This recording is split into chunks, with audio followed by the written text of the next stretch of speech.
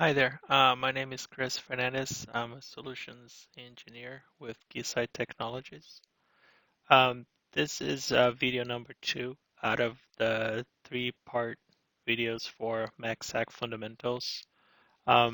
Today I'm gonna explore how to configure uh, the L2, L3 stateless configuration on the IX network.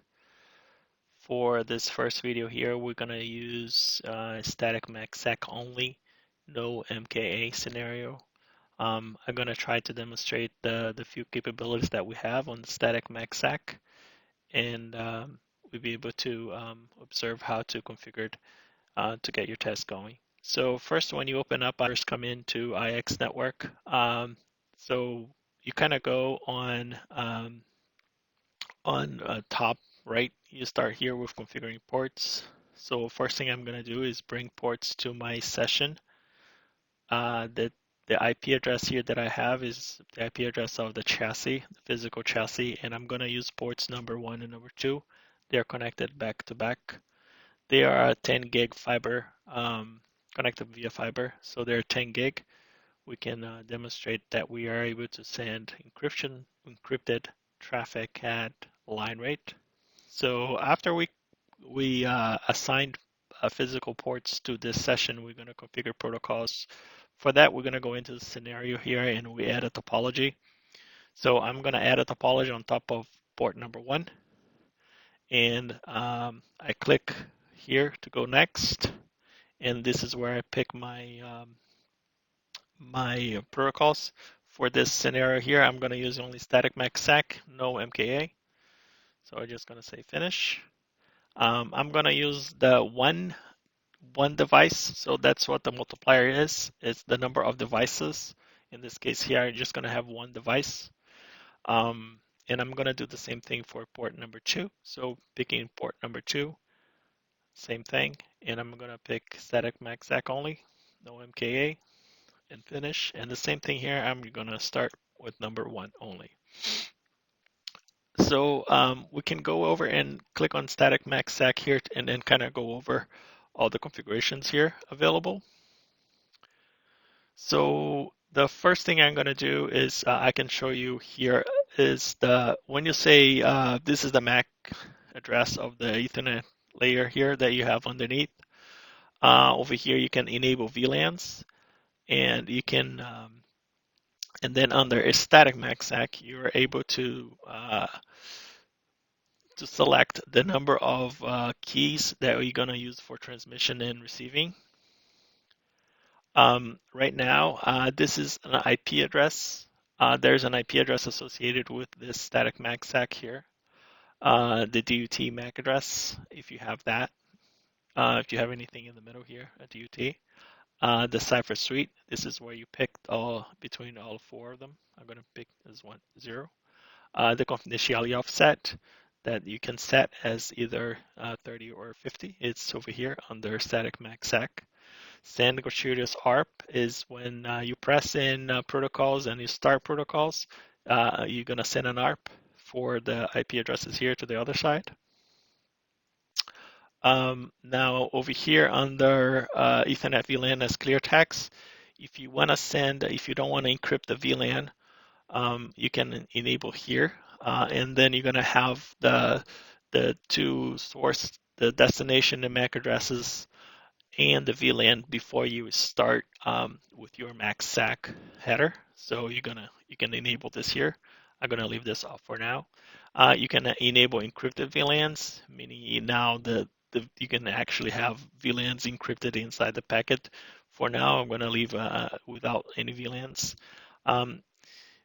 If you see this little tabs here, the all tab means all of those tabs here individually combined. So you can either do all, or you can go through the basic and TX property, RX property, and so on. So I'm going to leave it all here and kind of follow along those options that you have here.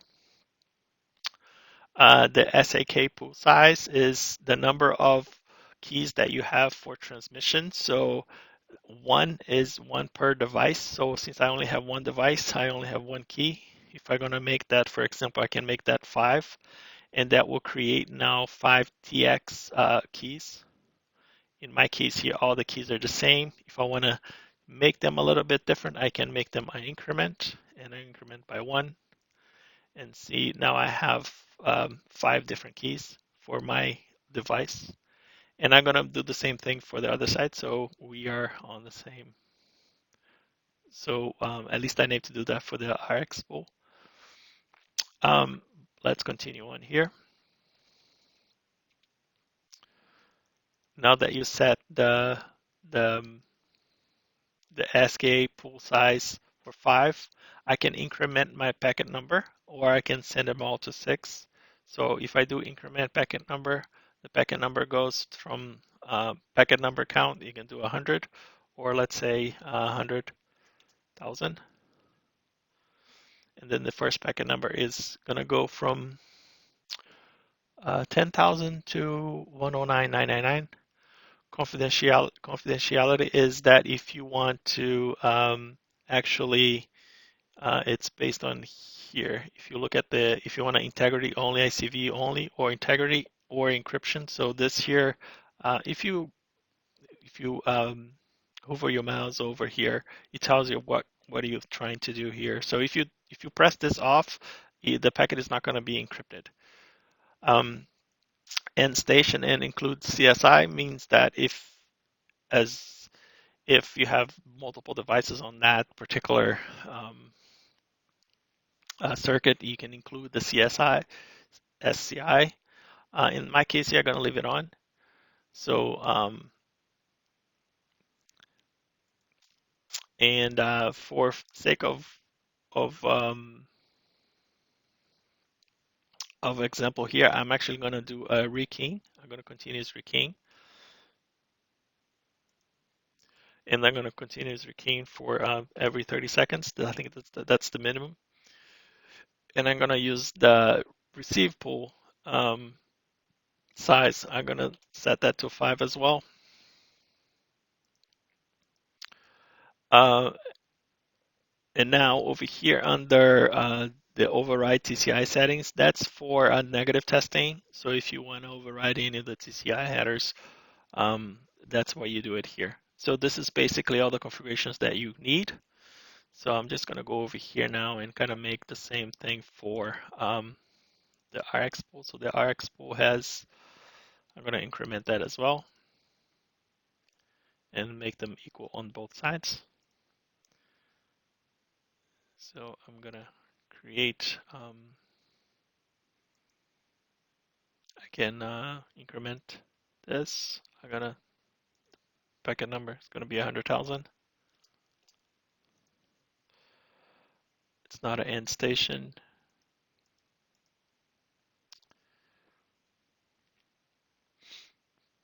I'm going to say the RX pool size is 5 as well. I'm going to increment that.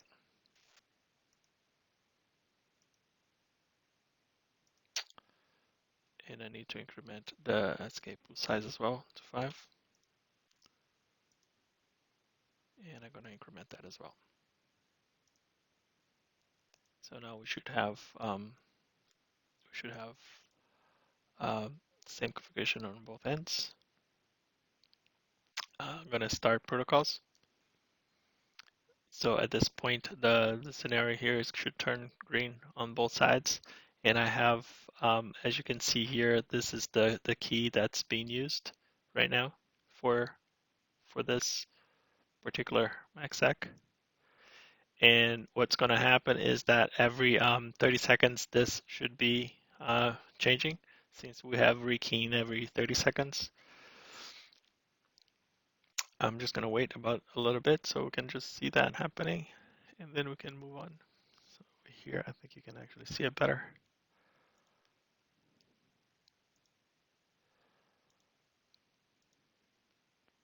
Yeah, you can see it. It's already changing from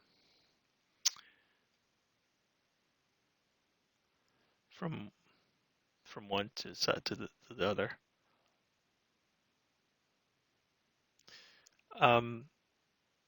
So at this point here, just gonna refresh here.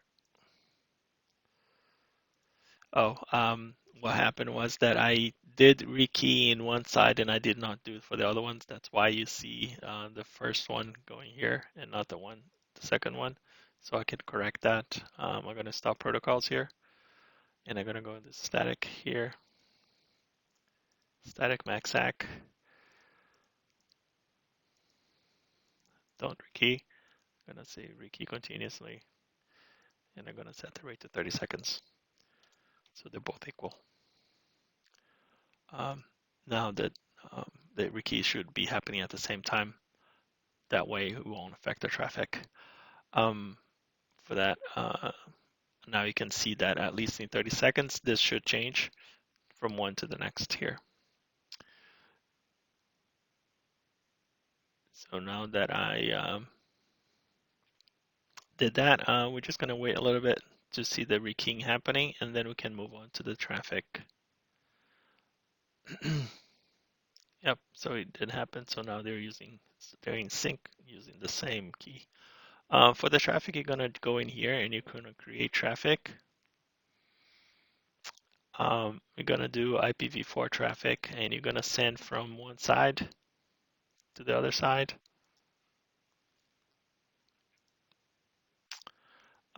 It's going to be Ethernet, MACSec, and then the encrypted packet. I don't need to do anything here.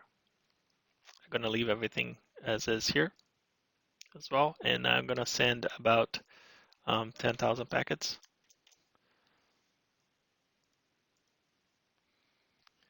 There's no need to do any flow tracking here. I'm going to validate and finish this configuration for now. So I just set 10,000 packets to go from port 1 to port 2. So what I'm going to do next is actually I'm going to apply the traffic before I will start capturing. If I start capturing before I apply, the capture stops. So now that is applying, I can go in here now and start capturing on port number 2, and I'll send the traffic. So I'm going to start traffic, and the traffic should run for only like 1 second or 2 seconds since it's only 10,000 packets. You're going to see here a blip saying running traffic and then stopping. Running traffic for 1, 2 seconds, 3 seconds, and stop a little bit after 10 seconds. So the capture here is still going, so I can stop the capture and you see the buffer now, at least 10,000 packets should be there. So we can take a look at now the traffic that got sent out.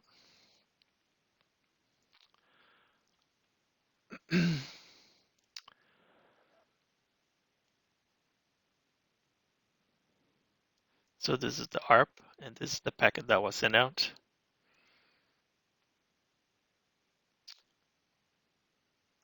As you can see here, this is the special version of Wireshark. We can actually decrypt the packet after we received it.